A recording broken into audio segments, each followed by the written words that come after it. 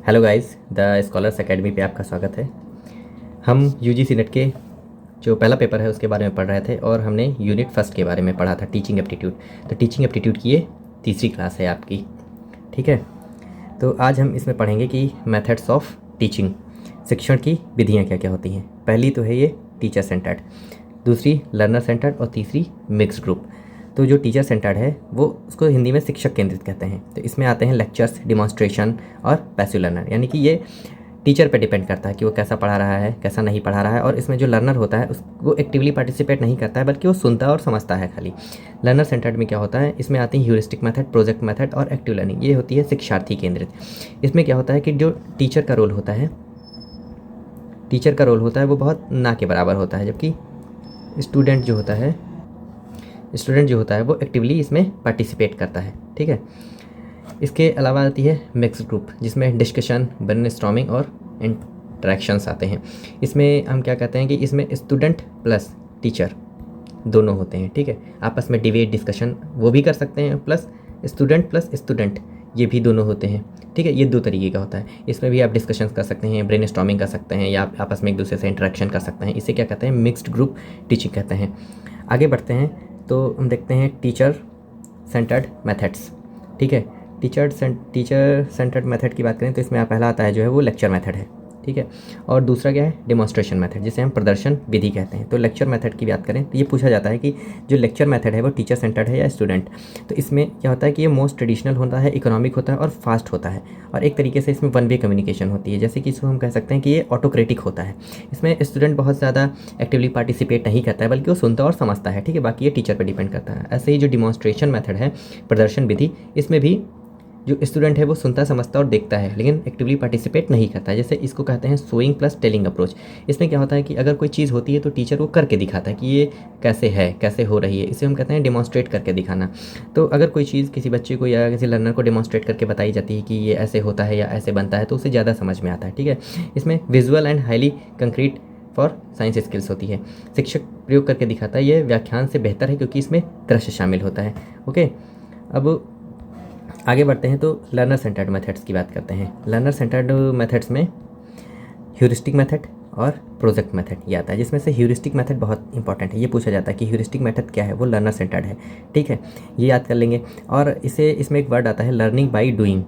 ये वर्ड जो है बहुत इंपॉर्टेंट है, इसको याद रखेंगे कि लर्निंग बाई डूइंग अगर कहीं आता है तो वो हमारा लर्नर सेंटर्ड होता है, ठीक है। और वो क्या होता है, वो ह्यूरिस्टिक मेथड होता है अगर लर्निंग बाई डूइंग कहीं आता है, ठीक है। इसमें क्या होता है कि छात्र जो है खुद एक खोजकर्ता बनता है और समस्याओं का समाधान स्वयं ढूंढता है। इसमें जो टीचर है हमारा, उसका बहुत इंपॉर्टेंट रोल नहीं होता है, बल्कि इसमें जो स्टूडेंट है, ठीक है, वो खुद से समस्याओं का समाधान अपने आप से सोचता है, विचार करता है और निकालता है। ऐसे ही प्रोजेक्ट मेथड आती है, परियोजना विधि। इसे किल पैट्रिक ने दिया था। इसमें क्या होता है, लर्निंग इन अ नेचुरल या रियल लाइफ सोशल कॉन्टेक्स्ट। इसमें क्या होता है कि जो लर्नर है या जो स्टूडेंट है वो सोसाइटी में जो प्रॉब्लम्स आती हैं उसके सामने, ठीक है, उनको खोजता है और उनके जो समाधान हैं वो खुद निकालता है, ठीक है। वो किसी दूसरे पे डिपेंड नहीं होता। इसे हम प्रोजेक्ट मेथड कहते हैं। जैसे वास्तविक सामाजिक परिवेश में व्यवहारिक समस्याओं को हल करना, ये प्रोजेक्ट मेथड में आता है, ठीक। इसके साथ ही ऑनलाइन लर्निंग और ऑफलाइन लर्निंग की अगर हम बात करें तो ऑनलाइन और ऑफलाइन लर्निंग में पहले ऑफलाइन लर्निंग को देखते हैं। ऑफलाइन लर्निंग जो होती है वो पारंपरिक होती है। ये फिक्स टाइम होता है, फिक्स प्लेस होता है। इसमें चौक और डस्टर का प्रयोग करते हैं और एक जैसे बुक का प्रयोग करते हैं, पाठ्य पुस्तकें पढ़ने के लिए टेक्स्ट बुक्स आदि का प्रयोग करते हैं। ये तरीके की पारंपरिक पद्धति पे आधारित होता है ऑफलाइन टीचिंग, ठीक है। इसके अलावा ब्लेंडेड लर्निंग आती है, ये पूछी जाती है अक्सर। तो ब्लेंडेड लर्निंग कुछ नहीं है, ये ऑनलाइन प्लस ऑफलाइन का मिक्सचर है, ठीक है। इसमें ऑनलाइन और ऑफलाइन दोनों चीज़ें मिक्स होती हैं, ये हाइब्रिड होता है, ठीक है। इसके अलावा जो ऑनलाइन है, ऑनलाइन टीचिंग के बारे में हम आज देख ही रहे हैं। जैसे इसमें मूक आता है, स्वयं आता है, ठीक है। इसमें हम कहीं भी पढ़ाई कर सकते हैं, किसी भी परिस्थिति में रहकर पढ़ाई कर सकते हैं। इसे हमें पारंपरिक चॉक, डस्टर, बोर्ड इसकी ज़रूरत नहीं होती है, ठीक है। तो वर्तमान समय में हम ऑनलाइन लर्निंग का यूज़ बहुत ज़्यादा होते हुए देख रहे हैं, ठीक है। इसके बाद हम बात करते हैं स्वयं पोर्टल के बारे में। तो स्वयं पोर्टल के बारे में क्या है, ये इसका जो फुल फॉर्म है वो है study waves of active learning for young aspiring minds. ये याद रखना, ये पूछा जाता है कि क्या है, ठीक है। और इसमें 3 जो इसके मुख्य सिद्धांत हैं, किस पर बेस्ड है स्वयं, वो 3 सिद्धांत पे बेस्ड है, इसके 3 प्रिंसिपल्स हैं इसके। एक है एक्सेस यानी कि पहुँच, फिर इक्विटी यानी कि समता, और क्वालिटी गुणवत्ता। ये भी याद रखना, ये भी पूछा जाता है कि स्वयं के 3 कंपोनेंट्स क्या हैं, ठीक है। Access, equity and equality. और स्वयं के बारे में अगर और देखें तो इसमें क्या होता है कि एक वीडियो लेक्चर होते हैं, ठीक है, ई बुक्स होती हैं, क्विजेस होते हैं, टेस्ट होते हैं जो सेल्फ असेसमेंट करने के लिए, इसके अलावा डाउट क्लियर करने के लिए कुछ सेशंस भी होते हैं, जैसे कि वीडियो व्याख्यान, पठन सामग्री और क्विजेस, और शंकाओं के समाधान के लिए ऑनलाइन मंच होता है। ये एक प्रकार की ऑनलाइन प्लेटफॉर्म है, ठीक, ये एक प्रकार का ऑनलाइन प्लेटफॉर्म है। इसके बाद हम पढ़ते हैं स्वयं प्रभा के बारे में। स्वयं प्रभा भी उसी का एक अंग है, ठीक है। तो इसके बारे में पूछा जाता है, तो पहला तो यही एक स्टेटमेंट पूछा जाता है कि ये 24/7 उच्च गुणवत्ता वाले शैक्षिक टीवी चैनलों का एक समूह है स्वयं प्रभा, ठीक है। इसमें DTH के 40 चैनल शामिल होते हैं। कभी कभी पूछा जाता है कि सैटेलाइट का यूज़ करते हैं GSAT-15, और इसका जो ऑफिस है उसके बारे में बताया गया कि गांधीनगर में है, ठीक है। तो इसमें से ये कंपोनेंट्स इसके पढ़ लेंगे, ये आते हैं। इसमें क्या, every day there is new content for at least 4 hours, ठीक है। वेब पोर्टल को, हाँ ये चीज़, वेब पोर्टल को इन्फ्लेबीनेट द्वारा बनाया जाता है। किसके द्वारा बनाया जाता है? इन्फ्लेबीनेट के द्वारा। ये इसमें याद रखेंगे, ये पूछा जाता है कभी कभी। इसके आगे बढ़ते हैं तो मूक के बारे में बात करते हैं। ये मूक का फुल फॉर्म है मैसिव ओपन ऑनलाइन कोर्सेस। मूक, इसका फुल फॉर्म याद रखिएगा, मैसिव ओपन ऑनलाइन कोर्सेस, ठीक है। इसके फीचर्स की अगर हम बात करें तो मैसिव मतलब अनलिमिटेड इनरोलमेंट, ओपन का मतलब होता है free of cost for everyone, और ऑनलाइन का मतलब है फुल्ली डिलीवर्ड वाया इंटरनेट। ये मूक का फुल फॉर्म है, ठीक है। इसके अलावा अगर हम ICT टूल्स की बात करें तो इसमें नैड आ जाता है, नेशनल एकेडमिक डिपॉजिटरी, इसके अलावा NDL national digital library of India, शोध गंगा, ठीक है, ये सब, शोध सिंधु, ये सब आ जाते हैं। ये ऑनलाइन टीचिंग के बारे में इसमें बताया गया है। इसके अलावा आगे बढ़ते हैं तो टीचिंग सपोर्ट सिस्टम की बात करते हैं। अब टीचिंग सपोर्ट सिस्टम में 3 चीज़ें हैं। पुराने समय में क्या होता था, ट्रेडिशनल टीचिंग होती थी, तो उसके लिए blackboard, textbook, chalk, duster, इन सब का यूज़ होता था, ठीक है। इसके लिए एक बिल्डिंग होती थी जिसे हम स्कूल कहते थे, ठीक है। उसके लिए बाकायदा एक बिल्डिंग होती थी, टीचर्स जो होते थे वो नियुक्त किए जाते थे। ये ट्रेडिशनल मेथड है कि हम सुबह उठे, बैग लेके गए, स्कूल में पढ़े, फिर घर आ गए। ये एक ट्रेडिशनल मेथड है पढ़ने का। इसके अलावा आज जो है वो मॉडर्न टेक्नोलॉजी पे हम शिफ्ट कर चुके हैं एजुकेशन में भी। तो मॉडर्न एजुकेशन सिस्टम में हम इंटरनेट का यूज़ करने लगे हैं, ठीक है।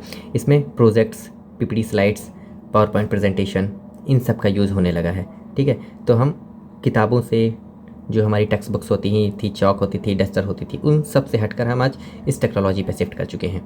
और इसके अलावा ICT बेस्ड, ठीक है, इसमें स्मार्ट बोर्ड्स आने लगे हैं आज, ठीक है। AR VR हो गया है, क्विजेज हो चुके हैं, ठीक है, वर्चुअल लैब्स आ गई हैं आजकल। तो ICT ने कहीं ना कहीं जो टीचिंग था, जो पढ़ाई का माहौल था, उसे और अधिक सुविधाजनक बनाया और लोगों की जो एक्सेस है, ठीक है, एजुकेशन तक, उसको बढ़ाया है, ओके। इसके अलावा इवैल्यूएशन सिस्टम की अगर हम बात करें तो इवैल्यूएशन सिस्टम बहुत इंपॉर्टेंट है, ये पूछा भी जाता है, ठीक है। इवैल्यूएशन सिस्टम, इसमें मेजरमेंट, असेसमेंट और इवैल्यूएशन 3 चीज़ें, यानी कि मेजरमेंट मापन, असेसमेंट आकलन, और इवैल्यूएशन यानी कि मूल्यांकन। तो मेजरमेंट पे पहले बात करते हैं। तो मेजरमेंट जो होता है यानी कि मापन, वह होता है क्वांटिटेटिव, यानी कि जैसे अंकों में मापते हैं, 30, 10, 50, ऐसे नंबर्स देना यानी कि मार्क्स देना। और मेजरमेंट क्या होता है, नंबर के माध्यम से होता है। ये ज़्यादातर जो होता है वो ईयरली होता है, यानी कि जब हमारा क्लास ख़त्म हो जाता है, ठीक है, तब लास्ट में मेजरमेंट किया जाता है। असेसमेंट क्या होता है, ये आकलन होता है, ये एक तरीके का क्वालिटेटिव होता है, और इसमें कॉन्टीन्यूअस फीडबैक देते हैं, ठीक है। इसमें नंबर्स देते हैं, इसमें क्या करते हैं, फीडबैक देते हैं, और फीडबैक इसलिए देते हैं कि वो अपने उसमें सुधार कर सके, सुधार करने के लिए फीडबैक देते हैं, ठीक है। ये फाइनल डिसीजन नहीं होता है, ठीक है। एक से क्लास के बीच में भी देते रहते हैं कि जो बच्चा है उसने अपने असेसमेंट को देखे और उसमें सुधार करे। फिर आती है इवैल्यूएशन एक तरीके का फाइनल वैल्यू असेसमेंट होता है, ठीक है। इसमें मेजरमेंट प्लस असेसमेंट दोनों शामिल होते हैं, जैसे ये मेजरमेंट और असेसमेंट दोनों शामिल होते हैं। ये जब हमारी क्लास या हमारा ईयर ख़त्म हो जाता है तब हम इसको करते हैं, ठीक है। इसे या तो नंबर सिस्टम में बांटते हैं या तो ग्रेड सिस्टम में बांटते हैं, ठीक है। ये इवैल्यूएशन हो गया हमारा। इसके बाद आगे बढ़ते हैं टाइप्स ऑफ इवैल्यूएशन में पहला जो है वो फॉर्मेटिव इवैल्यूएशन है जिसे रचनात्मक मूल्यांकन कहते हैं, और दूसरा समेटिव है जिसे योगात्मक मूल्यांकन कहते हैं। अब देखो, फॉर्मेटिव का मतलब होता है कि conduct during the instructional process, ठीक है। इसमें होता है कॉन्टीन्यूअस फीडबैक होता है, क्विजेज होती हैं, यूनिट टेस्ट होते हैं, ठीक है। प्राइमरी गोल इसका क्या होता है फॉर्मेटिव इवैल्यूएशन का, improve learning while it is happening, यानी कि ये क्या होता है टाइम टू टाइम होता है, ठीक है। ये टाइम टू टाइम स्टूडेंट्स के साथ होता रहता है और उनको बताया जाता है कि वे कहाँ कमज़ोर हैं, किस फील्ड में उनको ज़्यादा फोकस करने की ज़रूरत है, ठीक है। ये होता है कि आप उसमें सुधार कर सकें, ना कि फाइनल इवैल्यूएशन आपका होता है, जबकि जो समेटिव इवैल्यूएशन होता है वो फाइनल होता है, ठीक है।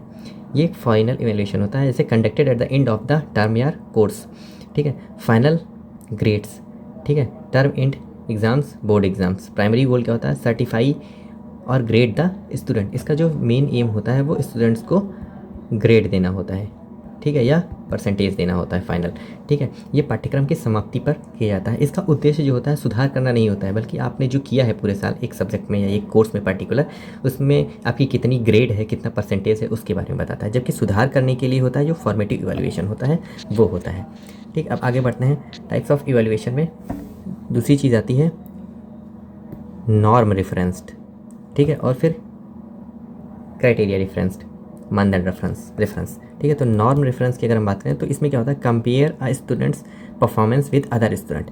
नॉर्म रेफरेंस में क्या होता है कि ये एक स्टूडेंट है, ठीक है, ये एक स्टूडेंट है, तो इसकी कंपैरिजन इससे और इसकी कंपैरिजन इससे करते हैं, यानी कि दो स्टूडेंट जो एक ही क्लास में पढ़ते हैं, एक ही ग्रेड एक ही सेक्शन में पढ़ते हैं, ठीक है, तो उनके बीच जो हम कंपैरिजन करते हैं तो उसको हम नाम रेफरेंस बोलते हैं, ठीक है। इसमें परसेंटाइल, रैंक्स, कॉम्पिटिटिव एग्जाम्स के बीच में एक दूसरे से तुलना की जाती है, ठीक। एक दूसरे जब छात्र से तुलना करते हैं तो उसे हम नॉर्म रेफरेंस कहते हैं। ये पूछा जाता है, ठीक है। इसमें बहुत कन्फ्यूजन होता है नाम रेफरेंस और क्राइटेरिया रेफरेंस में। तो नॉर्म रेफरेंस में क्या होता है कि हम एक दूसरे स्टूडेंट से हम कंपेरिजन करते हैं, ठीक है। जबकि क्राइटेरिया रेफरेंस में क्या होता है कि compares performance against a fixed pre defined criteria, ठीक है। अब इसको समझिए कि क्राइटेरिया रेफरेंस में क्या होता है पहले से फिक्स्ड होता है, ठीक है। अब जैसे एग्जांपल मान लें कि जो 60 से ऊपर लेके आता है नंबर, ठीक है, 60 से 70 के बीच में, तो वो गुड हो जाएगा। 70 से 80% के बीच में लाता है तो वो बेटर हो जाएगा, ठीक है। और 80 से 100 के बीच में लाता है तो वो बेस्ट हो जाएगा स्टूडेंट, ठीक है। तो अगर कोई स्टूडेंट 60 से 70 के बीच में लाता है तो उसे हम गुड की कैटेगरी में रख देंगे, ये हमारा क्राइटेरिया पहले से फिक्स है। अगर वो 70 से 80 के बीच में लाता है तो उसे हम बेटर के उसमें रख देंगे, ठीक है, कॉलम में कि। और इसके बाद जो वो 80 से 100 के बीच लाता है तो हम उसे बेस्ट स्टूडेंट कह देते हैं, ठीक है, उसके कॉलम में इसको फिट कर देते हैं। यानी कि ये हमारा पहले से फिक्स है, हमने रिजल्ट आने के बाद इसको नहीं फिक्स किया है, ये पहले से फिक्स था, ठीक है। तो इसे हम कहते हैं क्राइटेरिया रेफरेंस। ये भी पूछा जाता है क्योंकि इन दोनों में कन्फ्यूज़न बहुत होता है इसलिए, ओके। फिर आगे बढ़ते हैं तो हम बात करते हैं CBCS के बारे में, यानी कि चॉइस बेस्ड क्रेडिट सिस्टम की, यानी कि विकल्प आधारित क्रेडिट प्रणाली, ठीक है। ये एक स्टूडेंट सेंट्रिक अप्रोच है, ठीक है, जिसे हायर एजुकेशन ने इंट्रोड्यूस किया था। इसमें क्या होता है कि कोर सब्जेक्ट भी होते हैं, यानी कि कोर कोर्स है जिसे अनिवार्य विषय कहते हैं, फिर इलेक्टिव आ जाते हैं जिसे वैकल्पिक विषय कहते हैं। ये चॉइस पे बेस्ड होते हैं कि हमें जो मन करेगा हम वो ले लेंगे। इसके अलावा फाउंडेशनल कोर्स आते हैं जो कौशल पर आधारित विषय होते हैं। इसके की फीचर्स की बात करें तो shift from marks percentage to grading system, इसमें मार्क्स और परसेंटेज से हमने ग्रेडिंग सिस्टम में शिफ्ट कर लिया है, ठीक है। इसमें क्या होता है स्टूडेंट को खासकर इंटरडिसिप्लिनरी बनाया जाता है कि वो एक सब्जेक्ट को दूसरे सब्जेक्ट से कनेक्ट करें या दूसरे को पहले सब्जेक्ट से कनेक्ट करें, ठीक है, और उसका उपयोग करें एक दूसरे में। इसमें 10 पॉइंट ग्रेडिंग स्केल का उपयोग किया जाता है।